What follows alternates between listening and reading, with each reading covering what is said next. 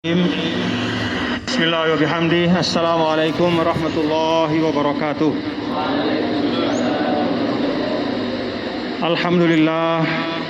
Alhamdulillahi wa kafa. Wassalatu wassalamu ala nabiyil mustafa al-mujtaba wa ala alihi wa sahbihi ulis sidqi wal wafa. Asyhadu an la ilaha illallah wahdahu la syarika lah. Wa asyhadu anna sayyidana Muhammadan abduhu wa rasuluhu la nabiyya ba'dah.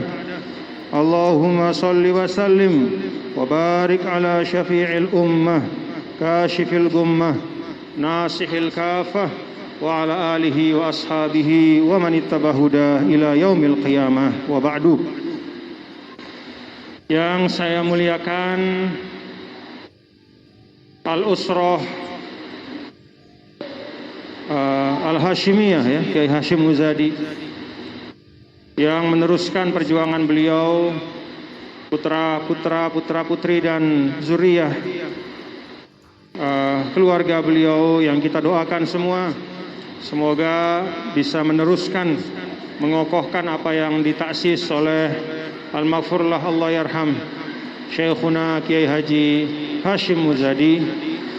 Yang saya hormati para asatidz, para masyayikh bil khusus Al-Mukarram Bapak Kiai Haji Turmuzi yang telah menyampaikan demikian banyak ilmu-ilmu dan pandangan-pandangan, menyampaikan tentang Buya Sayyidil Walid Al-Maghfurlah Al-Ustadz Dr. Syekh Muhammad bin Alawi Al-Maliki Al-Makki Qaddasallahu sirrah, dan seluruh para hadirin dan hadirat sekalian yang saya banggakan dan saya muliakan. Pertama, ya tentu setelah syukur kepada Allah Subhanahu wa taala, saya menyampaikan syukrun wa takdir kepada zuriyah dari guru kita yang berkenan mengundang saya pada pagi hari ini. Diundang oleh keturunan dari guru itu adalah barokah, ya. Diundang oleh zuriyah dari guru itu adalah tausil atau tawasul atau muwasalah, yaitu suatu bentuk menyambung, ya. Jadi ibaratnya kita diberikan tali untuk kita berpegang, diberikan kesempatan untuk nyambung keberkahan kepada guru kita yang telah wafat, Syekh Hashim Muzadi, dan guru-guru beliau dan para masyayikh kita semua, yang salah satu akarnya, yang salah satu usulnya adalah al-usulul ilmiyah fil haramaini syarifain, yaitu akar-akar keilmuan yang berada di dua tanah suci, dan salah satu umdatul ilm, salah satu alam min a'lami ahli sunnati wal jamaah fil haramaini syarifain fi zamanihi adalah As-Sayyid Al-Walid Al-Maghfurlah Kiai Haji Al-Maghfurlah Ustaz Dr. Muhammad bin Alawi Al-Maliki Al-Makki. Nah, jadi ananda semua, serta saya sampaikan ananda, ya, karena ini saya lihat para santri, santriwati. Jadi saya hadir di sini, terima kasih karena diundang oleh keluarga dari guru kita, ya, Syekh Hashim Muzadi, yang sangat saya cintai dan insya Allah menjadi bagian dari yang selalu difatihahkan, ya, bukan hanya oleh saya tapi juga oleh santri-santri Nahdlatul Wathon di Pancor, ya, yaitu termasuk dari kelompok masyayikh yang selalu kita doakan. Jadi saya terima kasih. Kalau bagi saya ini ananda semua besar di tradisi pesantren, ya. Bagi seorang thalibul ilm, kalau ada undangan dari keluarga gurunya, itu seperti tali yang diulurkan, ya, tali keberkahan yang diulurkan. Maka tali ini segera kita ambil, ya, supaya pipa ilmu itu tetap nyambung. Dulu Sidi Syekh Ninida Maulana Syekh menyampaikan bahwa yang menentukan keberkahan bagi seorang thalibul ilm adalah kalau dia bisa menjaga pipa ilmunya. Nah, itu sering beliau sampaikan. Apa pipa ilmu itu? Sanad keilmuan. Satu. Yang kedua, apa pipa ilmu itu? Pipa ilmu itu adalah al-ittisalur rohani, yaitu hubungan rohani, ya, yang terus nyambung antara kita dengan guru kita. Kalau dulu Sidi Syekh menyampaikan bahwa Syekhul Fathi beliau, yaitu Syekh Hasan Muhammadul Masyad, ya, Syekh Hasan Muhammadul Masyad, beliau selalu menyampaikan, ma da'autu illa wa asyraktu Zainuddin ma'i. Saya ini kalau berdoa, kata Syekh Hasan Masyad, itu tidak pernah lupa. Pada saat saya angkat tangan, saya ikutkan murid saya Zainuddin itu di dalam doa saya. Nah, itu artinya apa? Ada ittisal ruhani. Jadi kalau seorang murid, ya, punya cita-cita, ya, di dalam perjalanan keilmuannya, salah satu cita-cita yang perlu, ya, dia tanamkan dalam dirinya adalah agar gurunya mencintainya. Kalau gurunya mencintainya, maka setiap kali gurunya berdoa, namanya diikutkan, ya. Setiap kali gurunya melakukan kebaikan, muridnya juga diingat. Dan itu yang disebut dengan ittisal ruhani. Jadi saya terima kasih kepada Gus Yusron, ya, yang telah mengundang. Mudah-mudahan ini ittisal ruhani antara, tidak hanya antar pribadi, ya, antara saya kepada guru kita Syekh Hashim Muzadi, tapi juga antara Al-Hikam dengan Nahdlatul Wathon Diniyah Islamiyah yang didirikan oleh Maulana Syekh di Pancor. Hari ini kita dapat kemuliaan, ya, bisa mempelajari, bisa membaca, ya, bisa mengambil faedah dari salah satu muallafat dari guru kita Al-Maghfurlah Sayyid Muhammad bin Alawi Al-Maliki Al-Makki. Dan saya, ananda semua, menerima, ya, permintaan dari beliau untuk bedah buku. Walaupun bedah buku itu istilah yang terlalu tendensius lah, ya. Orang bisa membedah buku itu kalau dia lebih hebat dari yang dibedah, begitu. Ini kita ini kan apa, ya? Kita ini berdoa supaya dapat, ya, sedikitlah dari keberkahan beliau, ya. Jangankan melebihi, menyamai pun itu ibarat antara As-Sara wa Suraya, ya, antara tanah dengan langit itu, bintang-bintang di langit paling tinggi, jauh sekali. Jadi ini bukan bedah buku, ya, tetapi ini lebih kepada talamusul barakat, yaitu talamus, upaya terus-menerus untuk kita mencari keberkahan, ya, mengambil hal-hal baik dari fotokopi ulama salaf. Nah, saya katakan fotokopi ulama salaf, ya, karena kalau dari sisi al-haithiyatuz zamaniyah, ya, dari sisi waktu, ya, Buya Al-Walid ini adalah min ulama'il khalaf, ya. Beliau hidupnya, ya, adalah pada masa akhir, ya, abad 20. Tapi, ya, min haitsu, ya, asalatul ilm, ya, dari sisi otentisitas keilmuan, beliau ini adalah ibaratnya ulama salaf. Karena itu saya istilahkan fotokopi ulama salaf, ya. Enggak banyak fotokopi. Nih, kalau di sini di mana-mana banyak fotokopi, ya, tapi fotokopi ulama salaf itu enggak banyak, ya. Salah satu di antaranya adalah guru kita ini. Kita dapat kesempatan untuk talamusul barokah. Dan saya ingin sampaikan kepada ananda semua, ya. Ini saya nggak tahu apakah Kiai Turmuzi sebagai salah seorang murid beliau juga pernah disampaikan kepada beliau, ya, kira-kira seperti apa penyampaiannya. Tapi satu hal yang saya perhatikan dari Sidil Walid itu adalah beliau memiliki ihtimam, ya, yang sangat luar biasa kepada para santri dari Indonesia. Jadi murid-murid beliau yang dari Indonesia itu dibimbing, ya, dibimbing, bukan hanya sekedar diajar, dibimbing. Bahkan tidak hanya dibimbing sampai tingkat menyelesaikan di Al-Madrasatur Rasaifiyah, ya. Bahkan dibimbing ketika mulai berdakwah di Indonesia. Bahkan dibimbing tidak hanya ketika mulai berdakwah sampai membangun madrasah. Saya tahu misalnya dulu salah seorang murid beliau yang menemani beliau ke Pancor, namanya Syekh Ihya Ulumuddin, ya. Beliau kalau tidak salah dibangunkan sekolah, ya sih. Dibangunkan sekolah di Gresik oleh gurunya, oleh Buya Sidil Walid. Di Malang, ya? Di Malang. Jadi ini perhatian luar biasa. Wallahu a'lam apa rahasia dari perhatian beliau yang sangat istimewa. Tapi kalau saya boleh, ya, mencari kira-kira apa sebabnya, mungkin salah satunya adalah karena Buya Sidil Walid ini memang menumpukan harapan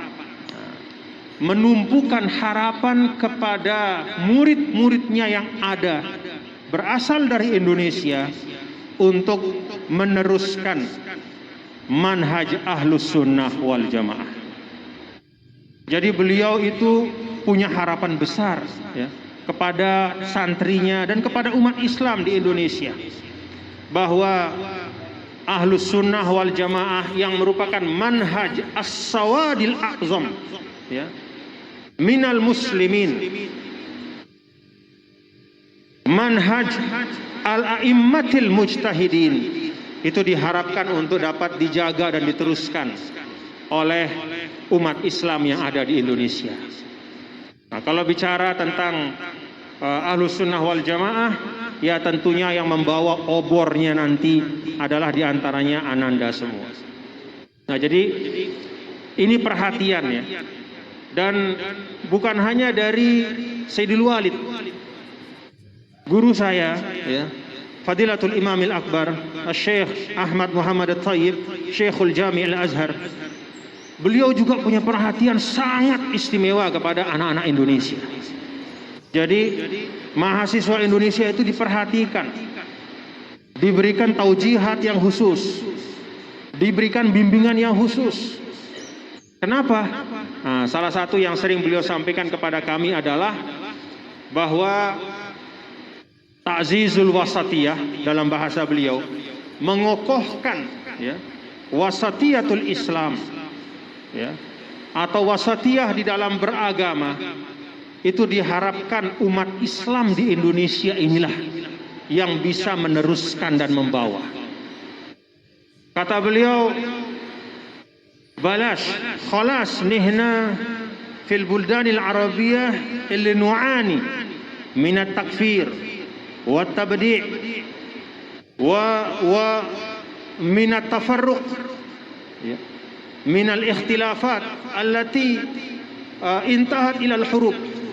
Cukup kami, kata beliau, bangsa-bangsa Arab sekarang. Ini kata Fadilatul Imamil Akbar Grand Syekh Al-Azhar berpesan kepada kita semua, kami semua, dan kita semua, cukup kamilah yang merasakan akibat dari ekstremisme dalam beragama, ya. Al-ifrat, melampaui batas. Yang bukan akidah diakidahkan, sehingga yang beda sedikit ditafsik, ditabdi, lalu ujungnya ditakfir. Cukup kami, kata beliau, yang menjadi korban dari ekstremisme pemahaman yang menyebabkan perang di antara kami. Jangan sampai itu menimpa kalian semua di Indonesia. Ini sering beliau sampaikan, maka perhatiannya luar biasa. Nah, Sidil Walid, ya, Abuya juga seperti itu. Nah, karena itu saya ingin menggarisbawahi di sini, ya. Ini di dalam muqaddimah beliau, ya. Al-muqaddimah tufsihu, ya, anil madmun wal maudhu'. Bahwa muqaddimah itu adalah penjelasan yang paling fasih tentang apa yang hendak disampaikan oleh seorang pengarang. Kalau kita lihat dalam muqaddimah nih, di halaman, ya, di halaman, nah, di halaman 10, ya, halaman 10, coba baca tuh. Alinea kedua. Wa hadhihi jumlatun ya. Qala Sayyidul Walid wa hadhihi jumlatun min al-buhuth al-ilmiyah fi majalat mukhtalifatin wa mawadi'a mutanawwi'atin.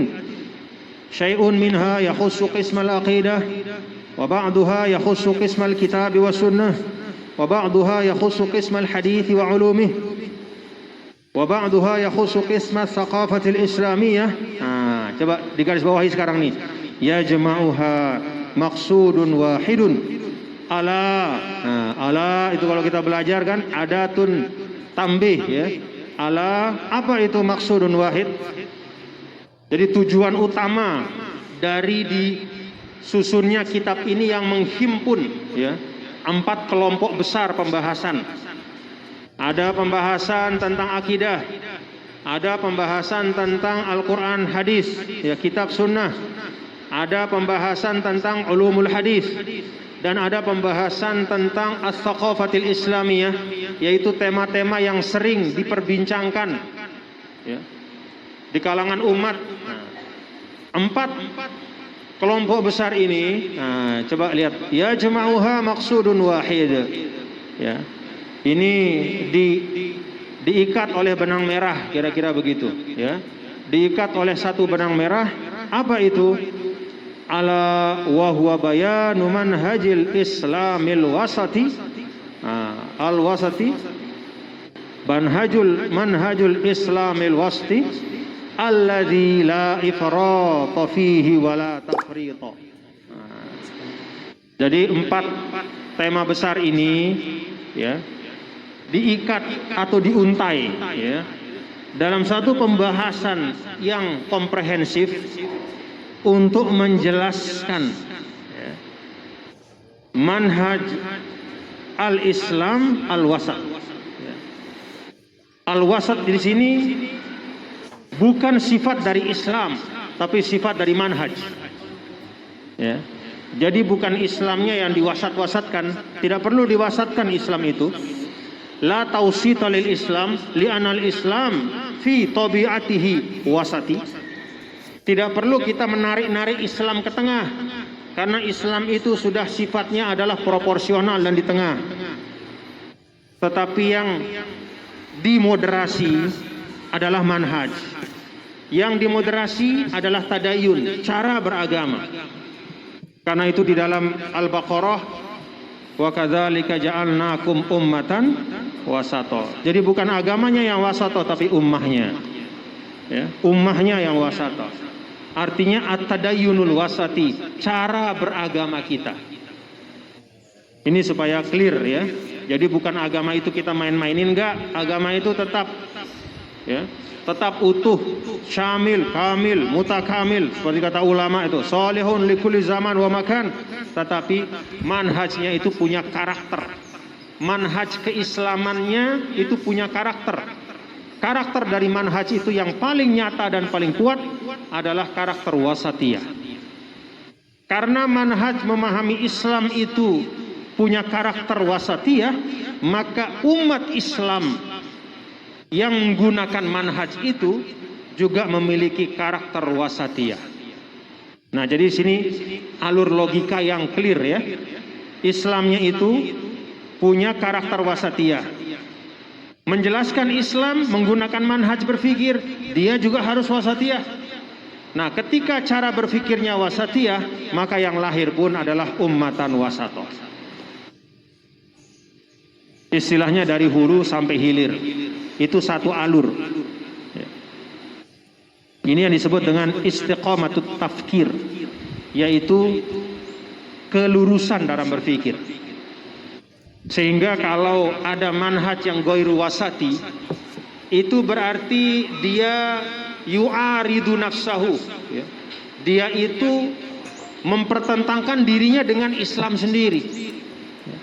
Karena Islam itu punya karakter proporsional, ya, tidak berlebihan, baik itu berlebih-lebihan dalam arti melampaui batas, atau berlebih-lebihan dalam arti meninggalkan tuntunan agama. Itu dua-duanya sikap berlebihan. Ya. Maka kalau ada cara berpikir yang ekstrim, ya, berarti dia menyalahi karakter Islam sendiri. Nah, ini yang ingin saya ajak kita menggarisbawahi ya, bahwa beliau berlelah-lelah menyusun kitab ini ya, adalah untuk memberikan kita satu pemahaman ya, penjelasan tentang cara ulama di dalam memaknakan teks-teks, cara ulama di dalam merumuskan pemikiran keagamaan. Nah, kemudian beliau sampaikan kelanjutannya, fi tanawuli hadhil qadaya wal hukmi ala tilkal masail. Jadi cara berpikir ya di dalam tanawul hadhil qadaya, di dalam membahas, menalar ya, masalah-masalah yang ada, baik masalah akidah, masalah yang terkait dengan ayat-ayat Al-Quran ataupun sunnah, bagaimana merumuskan ilmu-ilmu hadis, ulumul Quran, bagaimana memahami peristiwa-peristiwa yang berkembang seiring dengan berkembangnya Islam ya. Tumbuh masalah-masalah, cara memahami masalah, lalu kemudian memberikan hukum kepada masalah-masalah itu ya. Nah, ini cirinya ya, dari yang dirumuskan oleh para ulama itu akan kelihatan benang merahnya semua. Nah, ini yang disebut dengan al-manhajul wasat ya, metode pertengahan. Ada teks, ada akal, dua-duanya dipakai secara proporsional. Ada teks, ada adat, dua-duanya juga diperjumpakan ya, secara proporsional. Sampai misalnya kalau dalam urusan adat itu kan apa? Al-adatu muhakkamatun, al-adatu muhakkimatun ya. Jadi kebiasaan-kebiasaan yang tumbuh berkembang di masyarakat ketika datang teks-teks agama itu tidak serta-merta semuanya dibuang, tidak. Tapi kemudian ada proses untuk kemudian ditransformasikan menjadi sesuatu yang positif ya. Dimuatkan nilai-nilai yang mulia, sehingga tidak hanya merupakan kesepakatan antar individu, tetapi juga di situ ada spiritualitas ya. Ada nilai-nilai yang luhur ya. Nah, ini hal yang pertama yang ingin saya sampaikan, bahwa keseluruhan dari pembahasan yang disampaikan oleh beliau di sini adalah dalam rangka menjelaskan ya, al-manhajul wasat, yaitu metodologi berpikir yang dirumuskan oleh para ulama ya. Kalau kita bicara tentang para ulama, itu akarnya adalah kepada masa Rasul ya. Jadi jangan kita jangan kita terbawa oleh dikotomi ya, bahwa kalau bicara tentang rumusan para ulama itu seakan-akan terpisah ya dari apa yang ada pada masa Rasul dan para sahabat ya. Tabi'in, tidak. Tapi yang dirumuskan oleh para ulama itu adalah proses sistematik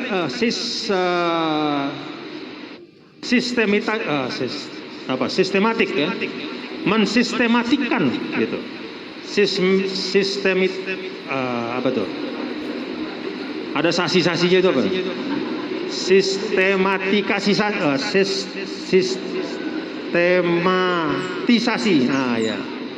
Sistematisasi itu. Jadi mensistematikkan ya. Mensistematikkan apa yang ada pada masa Rasul, sahabat, tabi'in. Maka kemudian Imam Syafi'i, ketika Imam Syafi'i melihat bahwa kebutuhan umat ya, pada masa beliau itu, kebutuhan umat pada masa beliau itu adalah diberikan panduan kaidah-kaidah ya, agar teks-teks dan asarus salaf itu dapat dipahami secara utuh. Maka beliau mengarang kitab Ar-Risalah.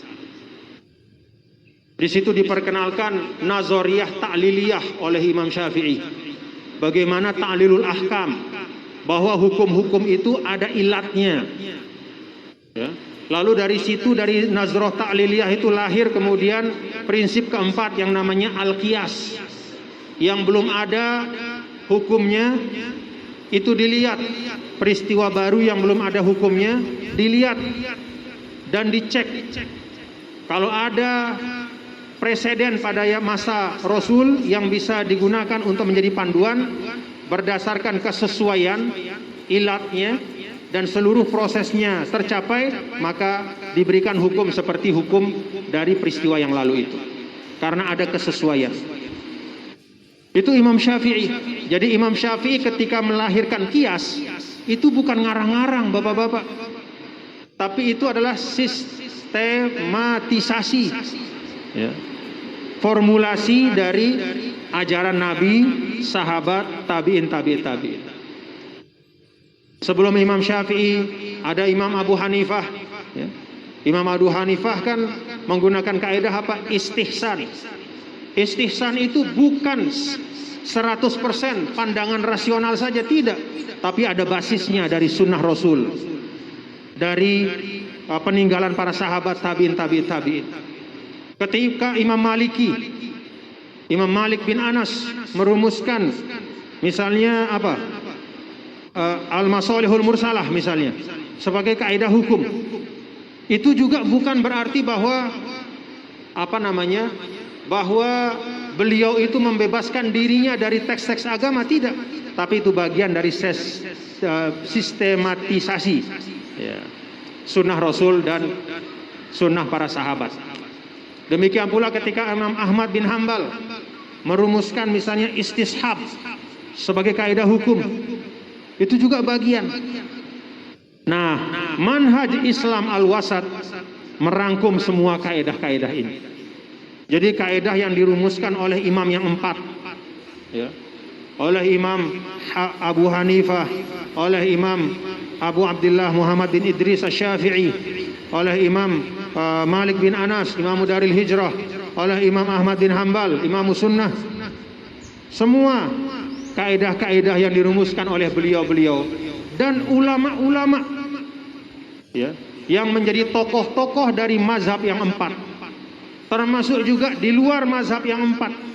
Misalnya ada Imam Al-Laits bin Sa'ad, ada Imam Abu Thawr, ada Imam Tabari, imam-imam mujtahid mutlak yang telah merumuskan kaidah-kaidah hukum. Keseluruhannya itulah yang kemudian menjadi panduan di dalam menganalisa, di dalam merumuskan, dan kemudian sampai pada hukum terhadap suatu masalah. Itu semua masuk di dalam manhaj Islam al-wasat. Nah, karena itu para ulama kita, ya, ananda semua ini, kalau kita bicara nih tentang manhaj wasatiyah, misalnya di Al-Azhar, kalau bicara tentang manhaj al-wasatiyah, Imam Akbar, Fadilatul Imamil Akbar itu eksplisit mengatakan bahwa al-manhajul wasati fil aqidah wa madhab al-imamil Asy'ari wal imam al-Maturidi. Itu eksplisit. Kenapa mazhab Imam Asy'ari Maturidi itu adalah yang paling tepat mencerminkan wasatiyah di dalam aspek akidah?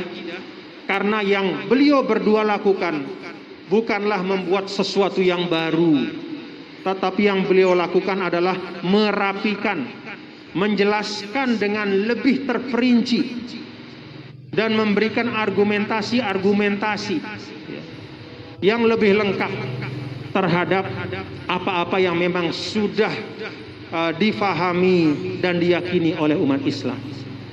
Jadi kalau bicara tentang sifatullah, ya, tentang sifat-sifat Allah, tentang uluhiyat yang dilakukan oleh Imam Asy'ari dan Imam Maturidi itu bukan membuat sesuatu yang baru, tetapi menjelaskan dan membangun suatu konstruksi, ya, suatu konstruksi yang utuh sehingga lebih mudah dipahami oleh kita semua. Ketika Grand Syekh menyampaikan, ya, dan ini sama dengan Abuya, ya, ketika bicara tentang al-wasatiyah di dalam ritual ibadah, ya, maka beliau sering sekali menyampaikan bahwa rujukan utamanya adalah pada mazhab yang 4. Kenapa? Karena sistemnya itu sudah paling lengkap dan paling komprehensif untuk merangkum keseluruhan penalaran yang ada pada masa Nabi, pada masa sahabat, tabi'in, tabi'in, itu diutuhkan oleh para ulama oleh para imam-imam dari mazhab yang 4. Lalu aspek yang ketiga, aspek al-akhlaq atau az-zauq. Kalau kita bicara tentang al-wasatiyah di dalam az-zauq wa tasawuf, maka ada 2 nama yang sering menjadi rujukan. Yang pertama Al-Imam Junaid Al-Baghdadi, dan yang kedua Hujjatul Islam Abu Hamid Al-Ghazali. Jadi kalau 3 wilayah ini dipelajari dengan baik oleh kita mempelajari dengan baik dan memahami, maka kita bisa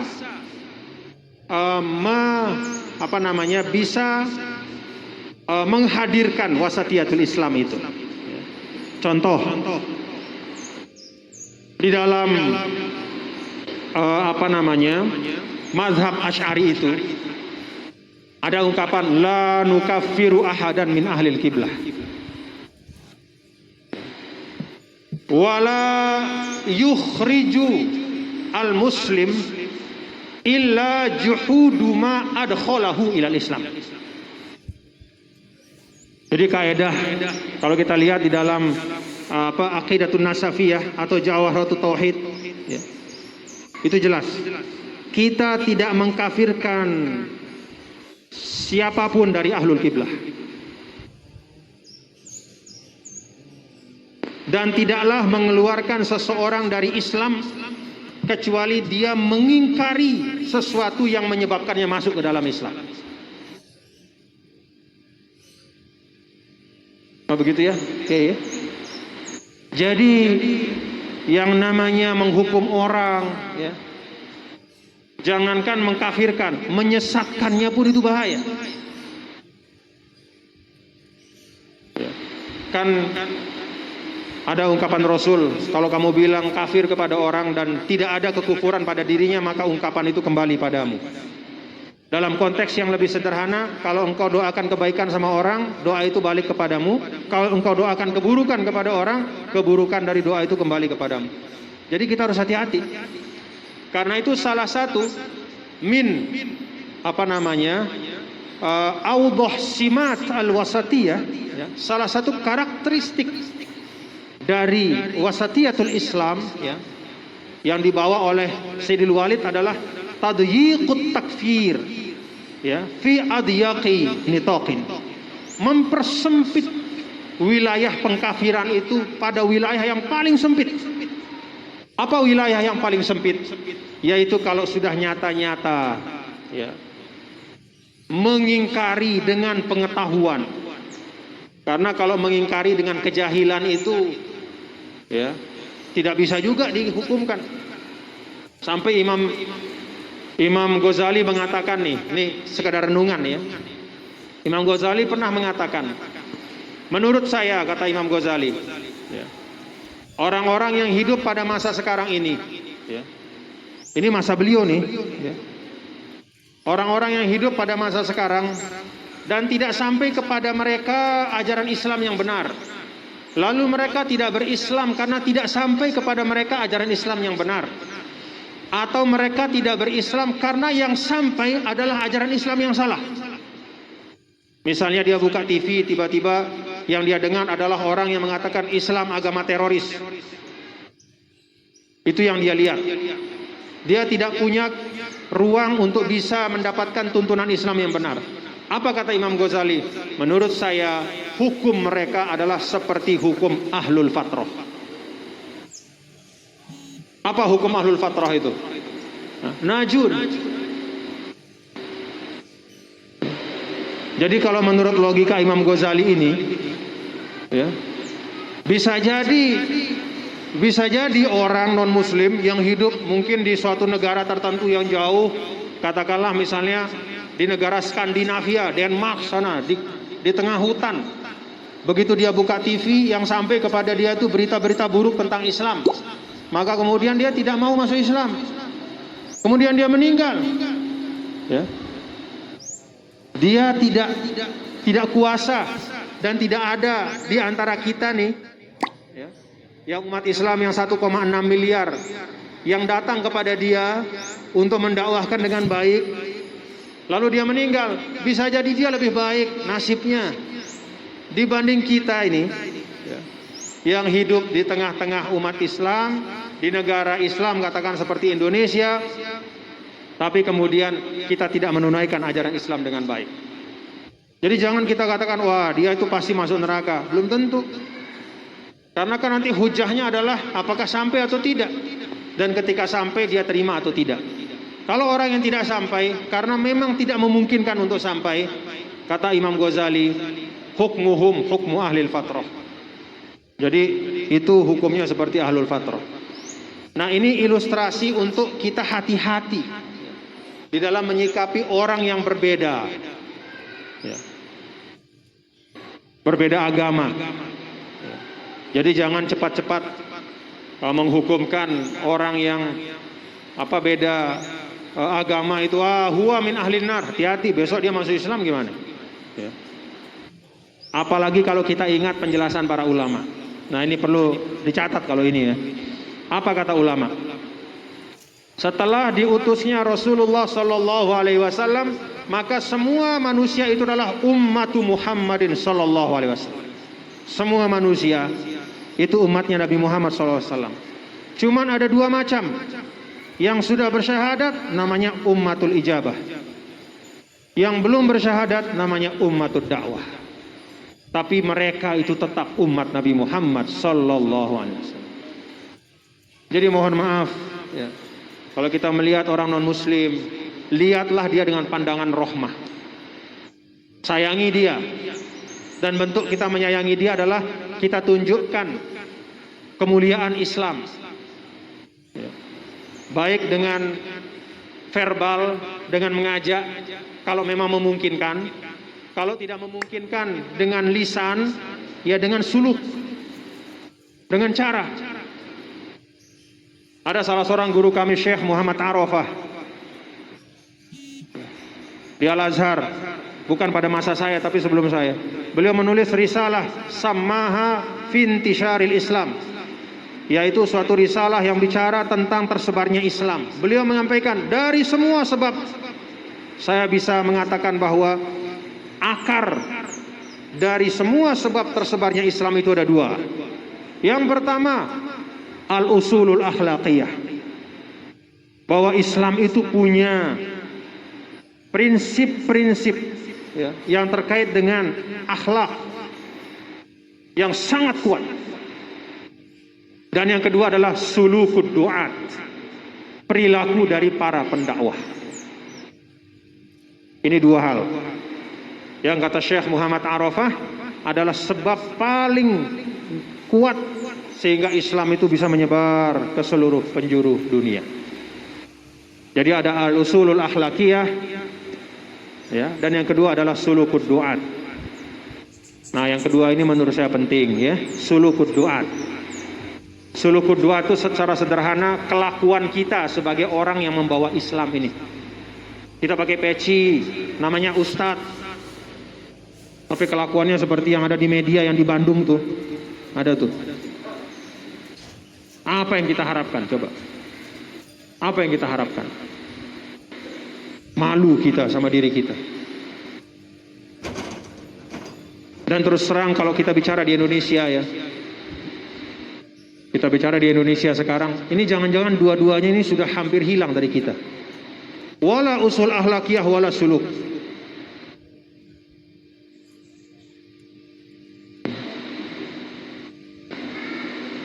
Di Masjid Hikam sendal masih sering hilang nggak? Nggak pernah. Alhamdulillah. Pernah nggak? Di Masjid Hikam sendal masih sering hilang nggak? Oh masih. Syekh, nah, itu usulul akhlakiyah.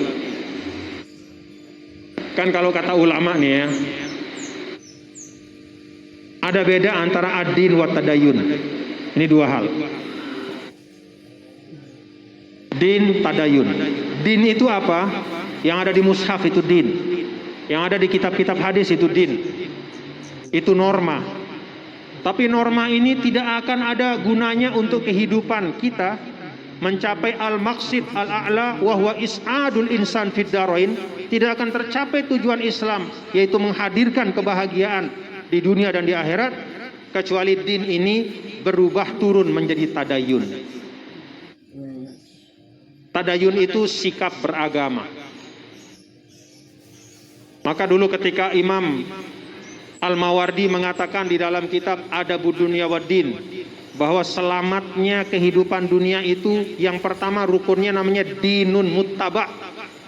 Yang beliau maksudkan, kata para ulama, bukanlah banyaknya mushaf yang ada di negeri ini, bukannya banyaknya kitab-kitab hadis yang terpampang di perpustakaan-perpustakaan, tetapi tuntunan agama yang muttaba, yang efektif mengarahkan kehidupan kita.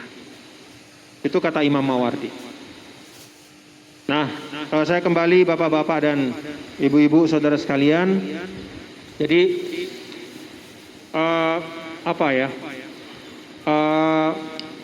di sini ada banyak sekali tema yang dirangkum oleh Sidil Walid menjadi satu kitab.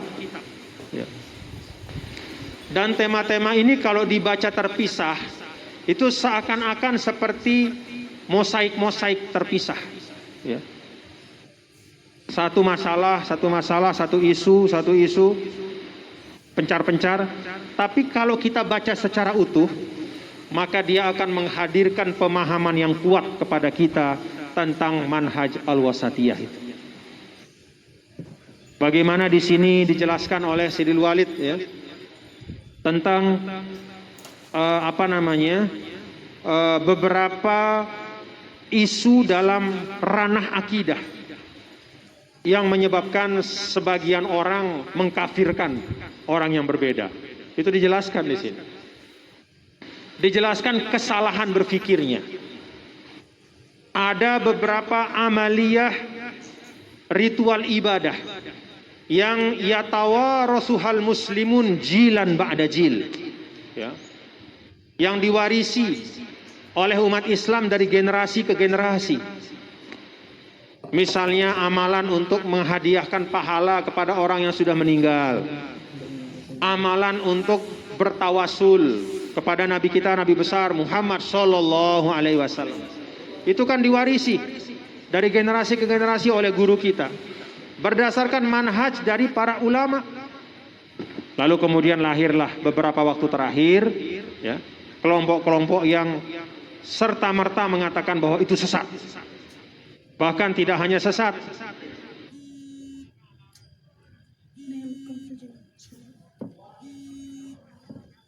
itu bahkan dimasukkan ke dalam al-bid'ah al-mudkhilah ilan nar, ya, suatu bid'ah yang memasukkan ke dalam neraka.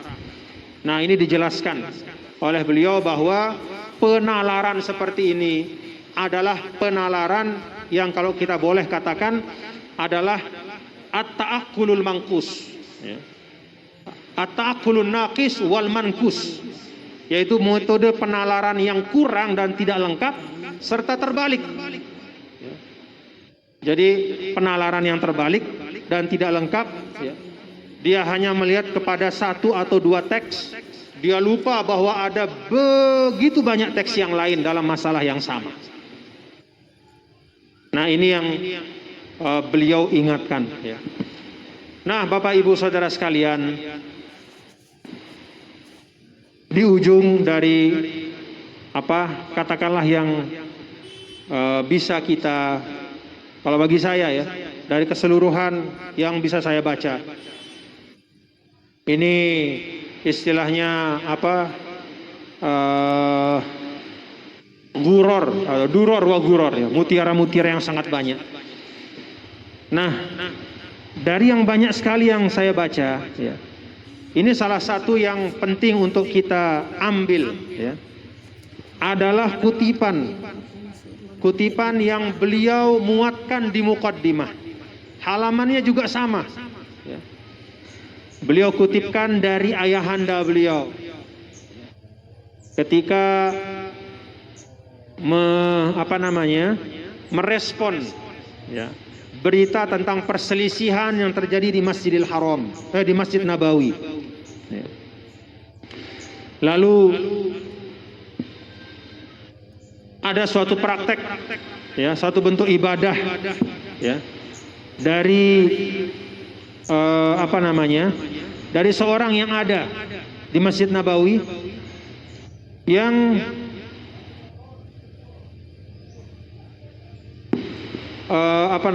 di mana ada orang yang sholat sunnah setelah subuh, gitu ya. Lalu muraqib atau orang yang katakanlah menjadi pengawas di Masjid Nabawi itu memarahi orang itu. Ya. Lalu terjadilah perselisihan. Kemudian murid dari ayahanda beliau itu ngelapor kepada ayahandanya, menceritakan perselisihan itu. Apa kata ayahanda beliau? Nih. Lau kana hadzal muraqibu taliba ilmin aqilan fahiman lattasa'a sadruhu li hadhihi al-qadhiyyah walama badara ila al-inkari wal i'tirad wa dzalika li'annahu ya'lamu anna hunaka ahaditsa wa nususan muta'addidatan fil mas'alah walil ulama'i fiha ijtihadatun wa istinbatatun law darasaha wastaw'abaha la'adaran nasa wal tamasa lahumul makhrajal hasan. Nah, nih. Ini buat kita nih, para dai, para ustadz, para penuntut ilmu. Apa kata ayahanda beliau, Syekh Alawi Al-Maliki? Kalau saja si pengawas ini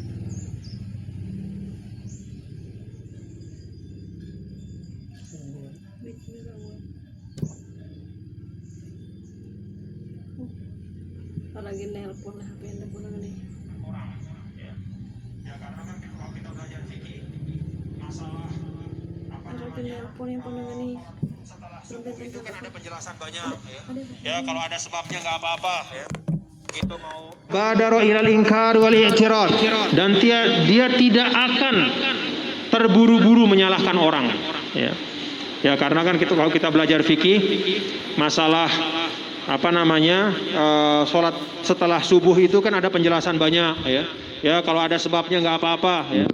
Itu mau baik itu misalnya untuk mengkadak ya, mau mengkadak tahiyatul masjid ya, dan seterusnya itu nggak apa-apa. Itu penjelasan dari para ulama. Intinya adalah mari kita terus belajar ya. Jadi kemampuan kita untuk menunjukkan keberagamaan yang wasati itu berbanding lurus dengan keluasan perspektif kita di dalam beragama. Kalau kita hanya baca satu kitab saja, lama-lama kita akan menyangka bahwa semua ilmu ada di satu kitab itu. Tapi kalau kita membuka diri kita dari satu kitab ke kitab yang lain, terus belajar, ya, terus membaca, maka kita akan lebih mudah di dalam menerima perbedaan-perbedaan. Wallahu alam bisawab. Terima kasih. Mohon maaf kalau ada hal-hal yang kurang pas. Kalau kepanjangan juga mohon maaf. Mudah-mudahan apa yang saya sampaikan ada manfaatnya. Terima kasih. Assalamualaikum warahmatullahi wabarakatuh.